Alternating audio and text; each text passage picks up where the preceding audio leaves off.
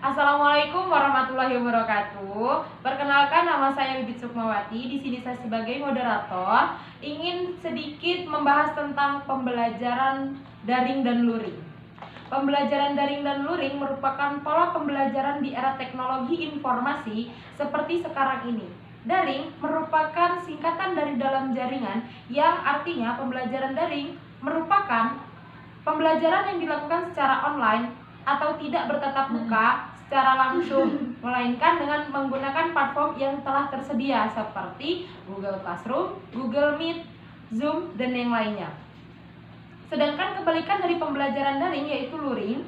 Luring merupakan singkatan dari luar jaringan, yang artinya pembelajaran luring merupakan sistem pembelajaran yang dilakukan dengan bertatap muka secara langsung di suatu instansi pendidikan. Tujuan dari pembelajaran daring dan luring bisa dijelaskan dan dijabarkan oleh rekan-rekan saya. Terima kasih.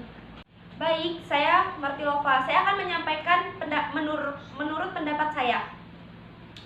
Dampak positif dari pembelajaran daring ini, di balik lika-liku pembelajaran secara daring, terdapat dampak positif. Jika pembelajaran secara tatap muka dilaksanakan, maka hanya gurulah yang dapat melakukan pengawasan. Akan tetapi, jika pembelajaran dilakukan secara daring, maka keluarga juga dapat ikut berkolaborasi dengan guru dalam membangun pendidikan karakter peserta didik. Karena keluarga merupakan unsur paling utama dalam membangun kepribadian manusia.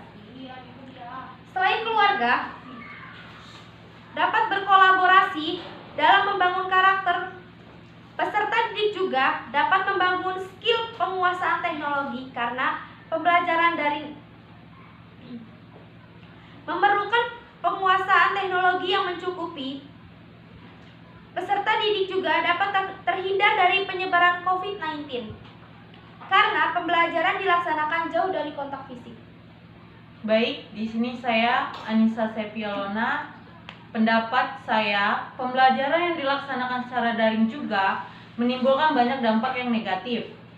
Dampak negatif pembelajaran daring yaitu: pertama, pembelajaran daring dinilai kurang efektif dan efisien.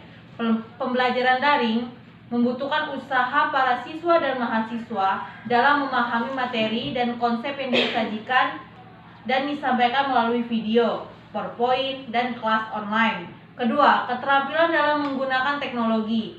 Masih banyak pihak pengajar maupun diajar mengalami kebingungan dalam menggunakan media pembelajaran seperti Zoom, Google Classroom, Google Meet, dan lain sebagainya. Ketiga, perkembangan teknologi yang dapat memicu adanya kejahatan pada aplikasi dan atau file from pembelajaran daring. Keempat, munculnya tekanan dan stres yang dialami oleh siswa dan mahasiswa. Tekanan dan stres dipicu oleh rasa bosan karena metode pembelajarannya yang dilaksanakan secara monoton. Di sisi lain juga, adanya ketakutan masing-masing individu terhadap adanya COVID-19 ini. Kelima, ketidakmerataan akses di berbagai daerah, yang mana seringkali membuat siswa dan mahasiswa di daerah tertentu sulit dalam mengakses jaringan. Kesulitan dalam mengakses jaringan ini sangat berpengaruh dalam pembelajaran daring, terutama di kala dilaksanakannya kelas online. Baik, di sini kita dapat menarik kesimpulan bahwa dampak positif dan negatif. Yang pertama, dampak positif. Yang pertama, terhindar dari keramaian dan terhindar dari COVID-19. Dampak negatif dari daring bisa memicu adanya kejahatan dan memicu stres akibat bosan metodenya dilaksanakan secara monoton. Terima kasih. Sekian dari kami. Wassalamualaikum warahmatullahi wabarakatuh.